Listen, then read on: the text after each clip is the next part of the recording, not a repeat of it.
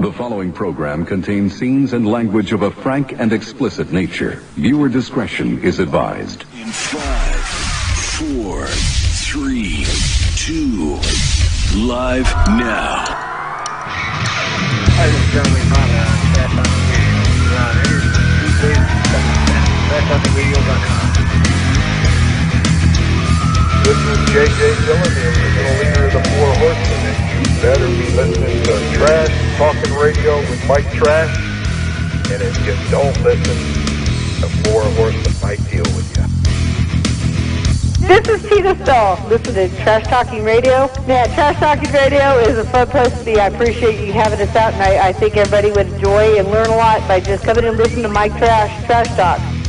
Wrestling fans throughout Radio Land, listen to Trash Talking Radio at TrashTalkingRadio.com. Every Tuesday from 7 to 10 o'clock, you hear guys like myself, the Ugandan Giant Kamala.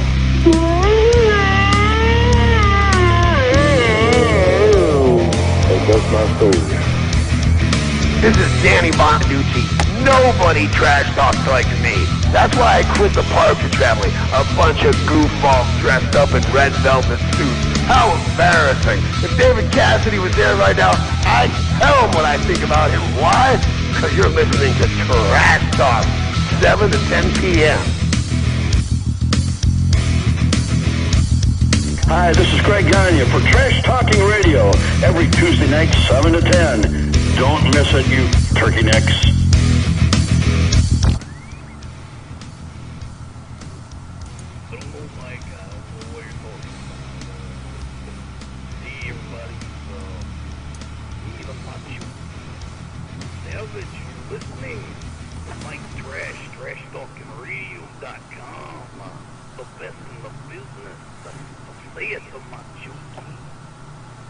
Trash Talking Radio Tuesday night. And you know, I just noticed that I popped up here long before I was supposed to, so the timing was a little off pay, but you know what? It actually kind of worked the way I wanted to, and I was just kind of experimenting with things, as I do every week, till I find the right combination of things to work. And I'm trying to figure out why my spinner's not spinning. My spinner should be spinning right now. So now I've got to figure out why it's not spinning. It was spinning earlier, and it isn't spinning now. And I know nobody cares but me, but I want my spinner to spin. Okay, let's try this loop to work. I need it to work. It's important to me that it works. But it's not working. Okay, it's working now. Alright, let's see if it keeps working, or if it doesn't keep working. Hey, Nietzsche, nice to see you. Alright, I rebooted everything, so we shouldn't have the same issues we've had previously. So, unless it is a Facebook issue, which I haven't really determined whether we've been having Facebook issues or what kind of issues we're having, but we're having some kind of issues. And I decided I wanted to change my background a little bit here, just because I can. And so I've decided that I want to be in Hollywood. So what do you think? Hollywood? Let's see if the Hollywood works. Let's see if my creation works here. Let's see. Hey, there I am in Hollywood. Hooray for Hollywood. Anyway, got a good show, I think, tonight, and we got some interesting things. I have a Nietzsche report, and I'm going to try my new Nietzsche report background that I created for the Nietzsche reports. So I think it'll be fun. Let's see here. Let's make sure everything's running as usual. I need to... Okay, I see the Facebook is working. Let's take a look at Twitter. See if Twitter is working. And let's see. It would be that one. Yep, that's it. And we'll pin that to the top. Let's check to see if the stream for Twitter, or for Twitch is working. Okay, it seems to be working fine. Let's see here. We'll move this over here so I can see it. There we go. We got it. And lastly, but not leastly, YouTube is working. That's a first. Well, not a first, but it's... hey, Kevin, how you doing? All right, so here we go. We're going to get things started here. And I got some interesting things here. Let's see, where do we want to start? We could start with the COVID junk, or we could jump around. I think I'll jump around a little bit because we're all tired of COVID. Not that the lockdown has a whole lot of difference to what I usually do, so I think that's kind of interesting. And actually, this Memorial Day, I actually did something, and I don't usually do anything Memorial Day because I don't really have anything to do. But a friend of mine invited me to a picnic, and I was the only guy there. It was an all-girl picnic with me, and that in itself tells you right away it's going to be a successful time. Oh shoot, I forgot to start the one stream. I got them all started except one. Hold on here, I'm going to reintroduce the show just because I forgot. Don't want to forget this one. Trash Talking Radio Tuesday night. It's the best night of the week. Welcome to the show. All right, so this weekend was Memorial Day, and as you may or may not have had anything to do this weekend, I was at a picnic. I know that sounds not so exciting in the normal years, but in this year where we're all in lockdown, a picnic can be pretty exciting because, you know, we just don't have a chance to do things anymore because we're not going out anymore. We're pretty much staying in if you're, you know, lucky. But the picnic was nice. It was not a lot of people, just a couple people, and we had masks that we had to wear when we were in the house. When we were outside, we didn't have to wear any mask as long as we kept our distance. We kept social distancing. And the thing is, the person that held the party was a nurse, and the person I was there with was a nurse. And so I felt fairly comfortable that, you know, with two nurses there, we were going to stick to protocol. So it was pretty nice. It was a beautiful day. Actually, here it was not so nice. It was real cloudy and rainy. It looked like it was going to rain a lot, but there it was perfect weather. So that's where I could start. How about I start there? I was thinking, where am I going to start? Let's start with Memorial Day. That's a good thing to start with. Now, if I can... I've rearranged all my monitors in the studio, so now I'm looking at the wrong place for all the wrong monitors. And so now I'm like, let's see, where's my main monitor that I'm supposed to look at? Anyway, so the first thing I want to talk about is what's the difference between Memorial Day and Veterans Day? I mean, obviously, we have two different holidays. Oh, I got to put that back up here now. Let's see here. I changed that. How do I change to what I want? Let's see. We'll see if my plan works. It worked. Now I'm not there though, but okay, so now we got to switch this and put me where I belong. There we go. So, Memorial Day is commemorated on the fourth Monday in May while serving as the unofficial start of summer. It's mainly set aside to honor those who have died in service to their country. The purpose of Memorial Day and Veterans Day, marked each year in November, are very different. Here's the difference. Memorial Day traces its roots back to the tradition of decoration in the 1860, which the graves of the dead... wait a minute, got to get my stuff working here. The graves of the dead were decorated with flowers. Decoration Day was observed in both North and South in the days following the Civil War. The large, let's see here, then we talk about Veterans Day. Well, okay, so Memorial Day is a day set aside for remembering and honoring military personnel that died in the service of their country, particularly those in battle. Memorial Day has unique traditions. On December 2000, Congress passed a law establishing a national moment of remembrance. The day encourages Americans to pause whenever they are, or wherever they are at 3 p.m. for a moment of reflection. A Memorial Day flag it has a special tradition as well. On Memorial Day, the flag should be flown at half-staff from sunrise till noon, then briskly to the top of the staff until sunset in honor of the nation's battle heroes. Veterans Day is November 11th, a tradition that marks the end of the World War I. The day was later expanded to include veterans of all wars, both living and dead. So, that show, I guess, that's where the big difference is the Veterans Day includes living and dead veterans, and Memorial Day is honoring the veterans that have passed. So there you go. There's the difference between the two. So, I definitely wanted to talk about that because there's usually some questions surrounding that. And me being not a vet, my father was a vet, my cousin was a vet, but we didn't really talk too much about it because, they didn't really talk that much about it, so we didn't talk that much about it. So I didn't really know the difference until a couple years ago, as far as that goes. So, all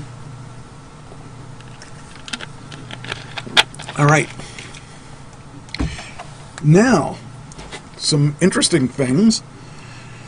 When you think of rats, and I don't mean people rats, I'm talking rats, because when I think of people rats, I can name them all day long. But thinking of rats, with this COVID thing, this has really affected the rats in New York City, in that they usually could find food through all the restaurants and stuff that are in New York. However, now they're having problems finding food, and they're starting to eat each other. That's kind of weird, but rats got to do what they got to do. Desperate rats are brazenly searching for food during the coronavirus pandemic. The CDC is warning us all. They're desperate and they're looking for food. So, and I actually read this a couple weeks ago, but I saw it in the news again recently. Actually, this week I saw it in the news again. So, this is really kind of weird to think about, but our rats are dying. So, hey Josh, how you doing? So, it says here rats, it seems, haven't been satisfied with curbside pickup or delivery during the coronavirus. The CDC is warning that rodent populations which rely on a banquet of scraps and waste in restaurant dumpsters are spiking in certain areas. Restaurant trash bins are no longer overflowing, and famished creatures are scrambling for new food sources. So it's kind of strange, but they have started eating other rats. So just beware that rats are looking for new food sources. And, it's weird to think that the coronavirus has been that detrimental. Has been that detrimental to rats. And actually, I'll tell you, this year is the first year I didn't see any mice at all in my house. They usually sneak in because I live out in the country, and they sneak in from fields and stuff like that.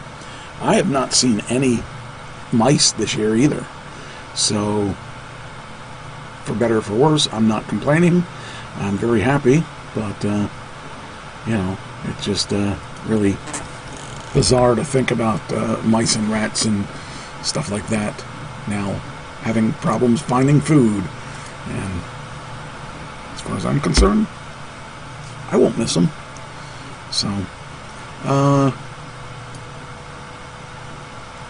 here's something interesting. So when you go out, are you wearing your mask? I know that I try to wear the mask. I mean, the mask isn't, when we wear a mask, it's out of respect to others. I don't wear a mask because I'm afraid of getting the flu, because I already had it. I already know how nasty the thing is and how it could make you very, very sick, because it did. It made me very, very sick. I had it in January, and I'm telling you, you don't want to get that thing. That flu, that flu is nasty. It'll take you for a ride. And but I wear it. It's used so that people don't catch what you have, that you wear a mask, not so that you don't catch what they have. So if you go out and refuse to wear a mask, I just think that you're really pretty selfish in that regard. And if you get the flu, you deserve the flu. So I think the only way we're going to eliminate this flu is if we work together. Which brings me to my next topic. It says here, shoppers call out woman who wasn't wearing a mask in Staten Island shop, and they basically shame her. They tell her, you should be wearing your mask. Video shows a group of furious shoppers berating a woman who wasn't wearing a mask on Staten Island ShopRite. It went viral over the weekend. Due to the corona pandemic, New Yorkers are required to wear masks or face coverings when out in public, and unable to follow the social distancing guidelines. So this is what that's the person there.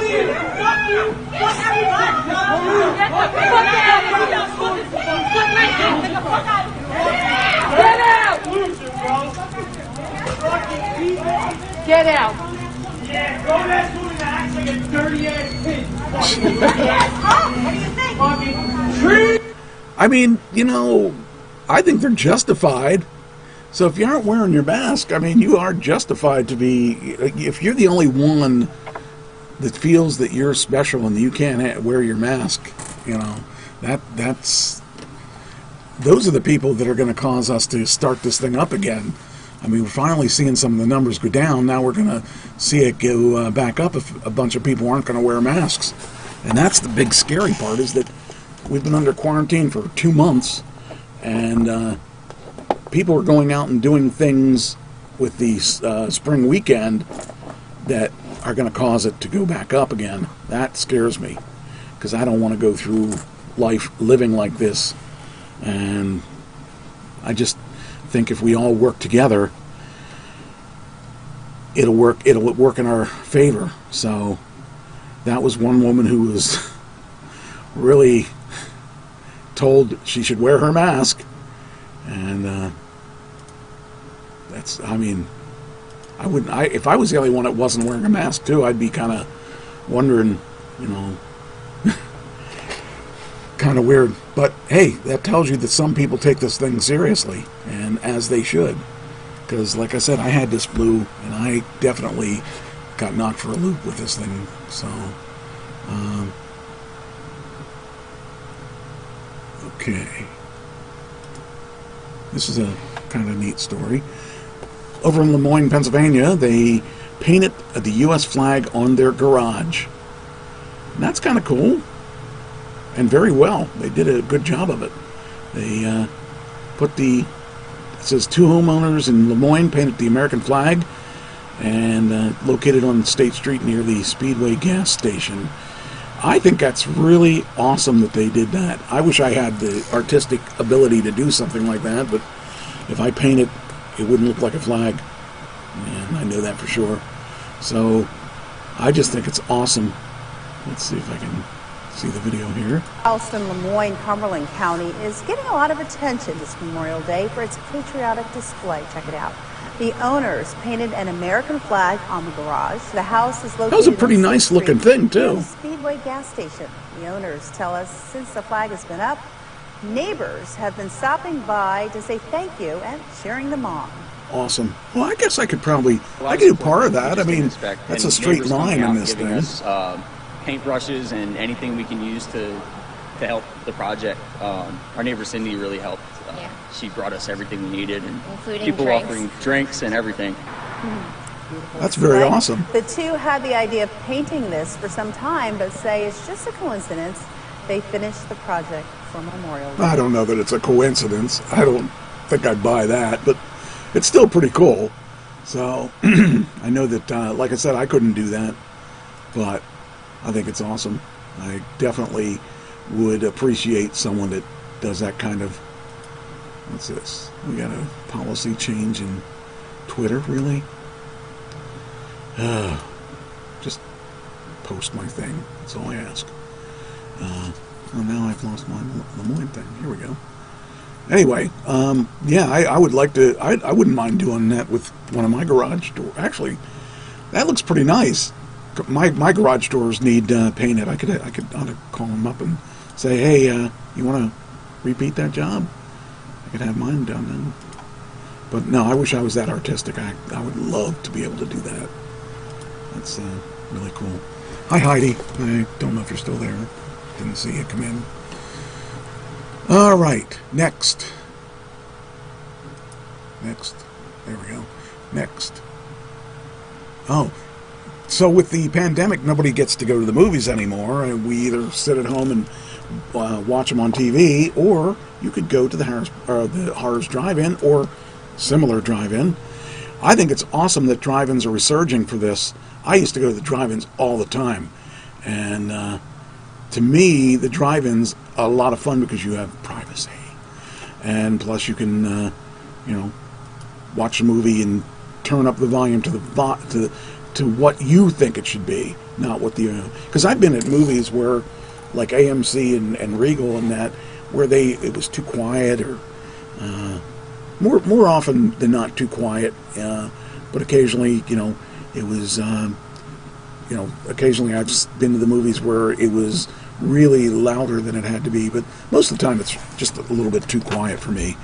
But yeah, it's kind of cool. They definitely... anyway, the Harrah's Drive-In for us, it says sold out. And when was the last time they did that?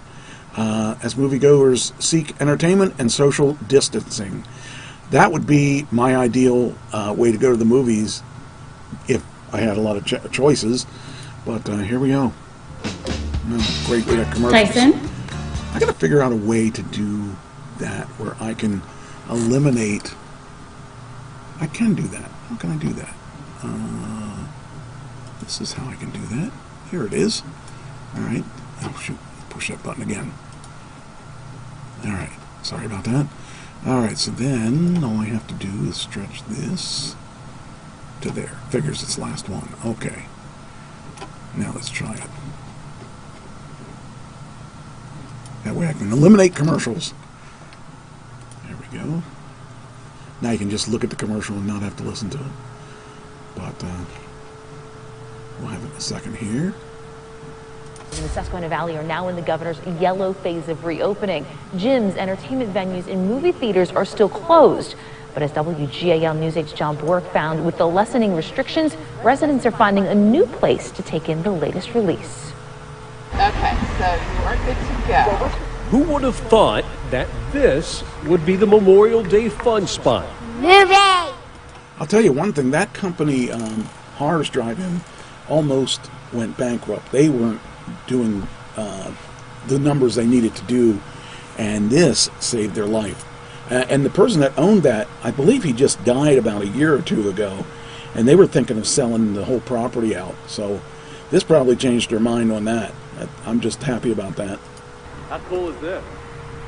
Awesome. And those kids probably never saw a drive-in in their entire life because, who goes to drive-ins anymore? And apparently everybody does now. The drive-in, the perfect Hollywood substitute during this time of social distancing. COVID has brought a new enlightening to the drive-in theater.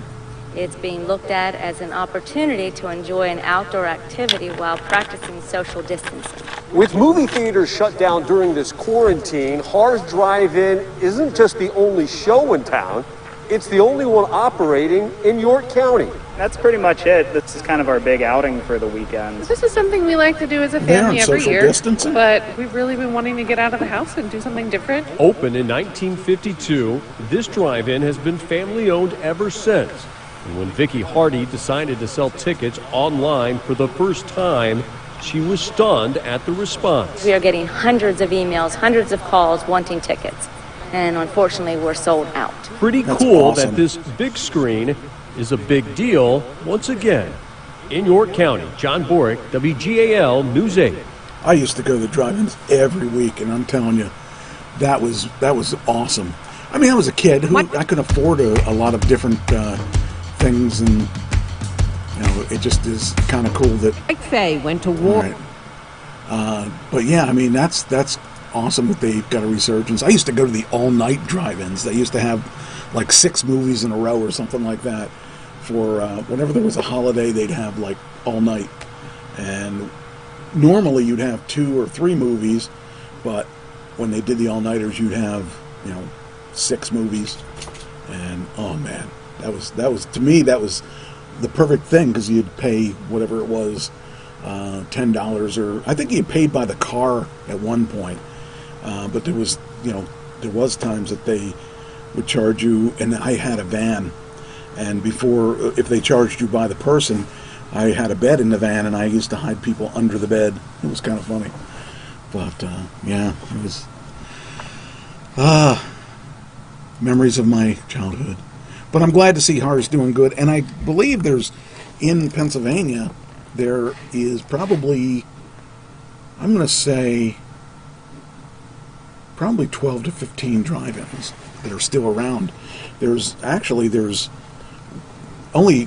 2 around here. There's one in Dillsburg, which is about 30 minutes from here. There's one in Cumberland County, that's about 30 minutes from here. I believe there's at least one and maybe 2 in Allentown, and like I said, there's a couple others scattered across the United States. There's a couple others scattered across the state. So. Yeah, I really like the drive-in movies, but I haven't been to one in so long. It's a long time ago.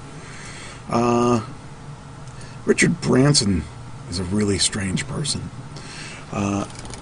Anyway, he has his own... It must be nice to have this kind of money, but he has his own rocket. Virgin Orbit rocket fails on debut launch. So he basically is like Elon Musk, where he has so much money he doesn't know what to do with it. And it's interesting to see he's not doing as well as SpaceX is doing, which is Elon Musk's baby. But it's interesting to see that he has an interest in space. I mean, what else can you do if you have that much money? You get bored, I'm sure. It says here, Sir Richard Branson's Virgin Orbit company has tried unsuccessfully to launch a rocket over the Pacific Ocean.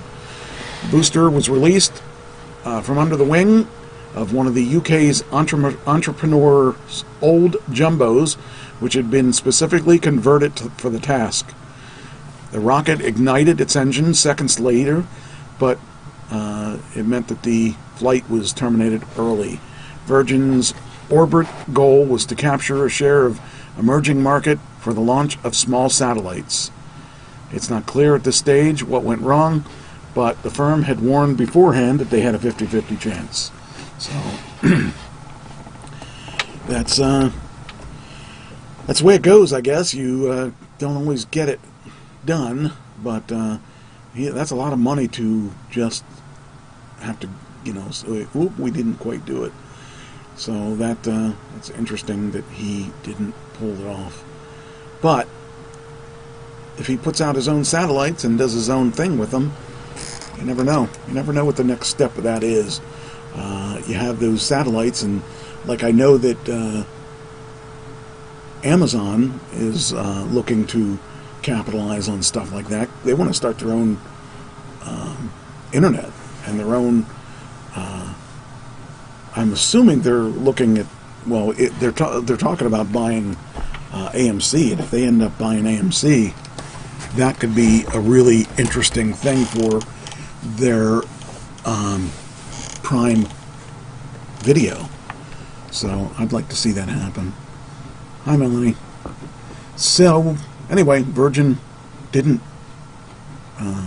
wasn't very successful, and he'll have to take another stab at it soon, I'm sure. I wish I had just a little piece of his money. It doesn't even have to be much. But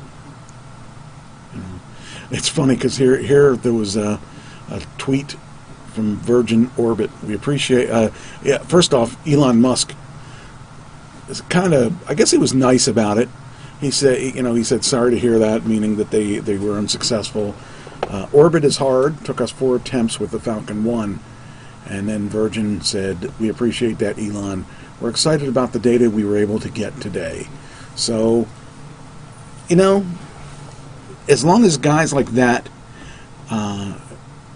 do launches into space like that, our space program is alive and well, even though it's independently funded instead of government funding. So I would like to see that happen, but just is something that's way beyond my comprehension with the amount of money that they got to spend, and it just is a crazy amount of money that I can never imagine being able to write a check for. So it's one of those things. But better luck next time, Richard. Hopefully he can get it together. Let's see, we did that. We talked about that. All right. Go back to this. All right. For those of you aware or unaware, because of COVID, the wrestling events, both AEW and WWE, have not really had audiences. They've had to do it in a not live theater. So they have these venues and they have the matches, they have the commentators, they've got everything but the fans. And without fans, wrestling isn't really as exciting as it should be. So AEW recently started doing this big outside venue, and they could have social distancing. And they have all their production people, anybody that works with them, basically are pretend fans, so that you get that fan feeling. Well, Vince McMahon saw that that's working and has decided that they're going to need to do something like that too. Because I've said all along, you can't have wrestling without fans. The fans are half the show. So they're going to try to do the same thing. It says here, makes decision to bring fans back tonight on WWE Raw and SmackDown. I didn't watch Raw yesterday, but I'll probably watch it probably tomorrow, maybe tonight. So we'll see how it looks, see if they did do that. But according to the news, they were going to have fans in attendance. So they pre-taped it, and the SmackDown, which is on tonight, was taped right after the Raw show. It says the fans that will be in the audience will actually be people from developmental. They will be there to add noise to the show, similar to what AEW does on their Dynamite shows. So the reason that he didn't do that before is he felt it would look bad on the company to have so many people sit in the Performance Center during a time when social distancing is being pushed by health experts. AEW has been able to get away with it using wrestlers and staff at Daly's Place, which is the place where they have been, for the past couple of weeks, have been running shows, because everyone gets tested for COVID, since Jacksonville, Florida has plenty of tests available for anyone in the city who needs one. The advantage is AEW's Daly's Place is an open-air venue, and the Performance Center is a small building where the virus can spread easily. So, hey, there's something to be said for the production values. Like at WrestleMania, the Undertaker looked like he was a young guy, and he's not. He's in his 50s. They were able to tape different angles and make it like a movie. And I'm saying they did that, and I have nothing to base it on, but they did that for the last pay-per-view too, with the Money in the Bank match, where they were running through the corporate center, the WWE corporate center, and I'm sure that was pre-taped as well, because And it looks like a movie because you don't have to worry about if you missed your bump, you just redo it. So there is something to be said for it, but there's something to be said for a live product too. Most of us love the live product. We're not looking at a movie, we're looking at a live venue. So it could be interesting to see where this goes from here, but Vince McMahon decided. Vince McMahon's usually the leader. He usually is the guy that comes up with the ideas, and this time he fell a little short and decided to wait until he sees what people say. And if he was the first guy to do it, he probably would have got all kinds of would have probably got all kinds of problems from the public and all that. So he just probably made the right decision because AEW is an up-and-coming company, and I don't know that anybody's paying attention to him besides Vince McMahon and the fans.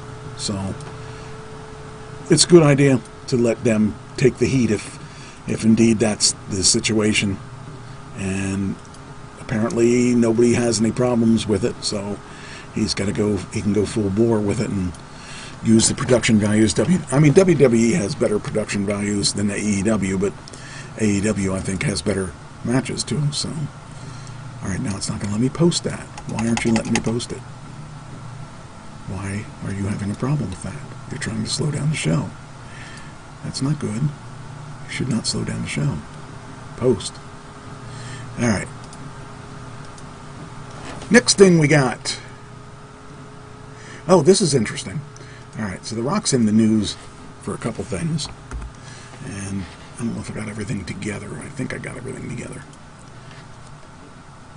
So The Rock has this. The Rock, John Krasinski, The Rock and John Krasinski take on the Murph Challenge for a good cause on Memorial Day. Now, I don't really know what the Murph Challenge is, but I'm going to find out just as soon as we post this. But I do like The Rock. The Rock is a good guy. Two Hollywood stars dared each other and their fans to take the Murph Challenge for a good cause on Memorial Day. Chris Pratt challenged John Krasinski, who challenged The Rock to a Memorial Day tradition honoring a fallen hero. It's our tradition that helps push us, humble us, and allows us the opportunity to dedicate a bit of pain and sweat to honor Lieutenant Michael P. Murphy, a man who sacrificed everything he had for our freedom. So, what does that mean? Okay, the Murph Challenge is more than a workout. Oh, it must be a really tough workout. All right, let's see what this video clip does. Hey everybody, John Krasinski here. It is Memorial Day. It is a day to honor and remember each and every one of the men and women who gave their lives for each and every one of us. Take some time out of your day to say thank you. Or if you're up for a challenge, try the Murph Challenge. It's a workout and an annual fundraiser in memory of Lieutenant Michael Murphy, a Navy SEAL, one of the many heroes we honor today. Last year I did the workout with Mr. Chris Pratt. Sadly, I'm not with Chris this year. But there's a dude named Dave who works out at my gym that wanted to do it with me. Yeah, first of all, it's my gym, and I'm Dwayne. Dwayne. All right, let's get it. All right, everybody, it's me and my boy John. We have just completed the Murph Challenge. First of all, I just want to say what an honor it was to drop sweat. In honor of Lieutenant Michael Murphy. I want to thank Brother John, by the way, for considering me, asking me to do it. Thank you, Brother Chris, for originally having John do it. He had me do it. I'm going to have somebody else do it next year, by the way. But again, what an honor. And I love that it was designed to help push us, help humble us, and dedicate a little bit of pain and sweat to the man who gave everything he had. So I want to thank you guys so much, and to the men and women of our military and their families. We love you. We thank you. What do you think, brother? That's it. Murph Challenge. I wonder. Oh, they didn't show what it is. Wow. I would have liked to have seen how hard it was. If it's really that tough. I mean, The Rock does all kinds of crazy workouts, so let's see if it says. Okay, here it is. The Murph Challenge is a CrossFit workout consisting of a mile-long run, 100 pull-ups, 200 push-ups, 300 air squats, and a final mile run, all while wearing a 20-pound, oh man, vest or body armor. Ooh. Yeah, I don't think I could do any of those. I could probably do... Nope, I couldn't do any of those. Nope. The challenge is for namesake Lieutenant Michael Murphy. He was a native of New York and dedicated New York's Ranger fan. He was an athlete and star student from Penn State who turned down offers to attend law school to join the Navy SEALs. Instead, as Fox News previously reported, he died in 2005 firefight in Afghanistan that left 3 SEALs dead in all.